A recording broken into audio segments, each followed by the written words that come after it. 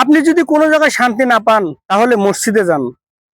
মসজিদে গেলে আপনি শান্তি পাবেন।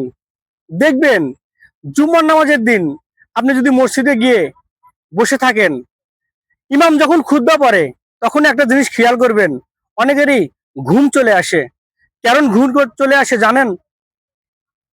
কারণ এই মসজিদটা এমন একটা পবিত্র স্থান যে জায়গায় গেলে মানুষের এই অন্তর দিল সবকিছুই একটা স্থিতিশীল হয়ে যায়, যার কারণে ঘুম চলে আসে। কারণ মসজিদে গেলে আল্লাহর চিন্তা ছাড়া অন্য কোনো চিন্তা মাথায় আসে না। তাই দেখবেন মনের মাঝে অনেক সুখ, অনেক শান্তি, তৃপ্তি এই মনের মাঝে বিরাজ করে। তাই ঘুম চলে আসে। আসলে ঘুমটা এই কারণে চলে আসে কারণ মসজিদের ভিতরে গেলে দুনিয়ার সবকিছু চিন্তা এই মাথা থেকে দূর হয়ে যায়। আর এই মসজিদটা হলো পবিত্র একটা জায়গা, শান্তির একটা জায়গা। আপনি মসজিদে যখনই যাবেন, খুতবা যখনই পড়বে, তখনই দেখবেন আপনার ঘুম চলে আসবে। কারণ আপনার মনে শান্তি পাবে। আপনার মনে শান্তি থেকেই আপনার চোখে ঘুম চলে আসবে। এটা কিন্তু সত্য কথা।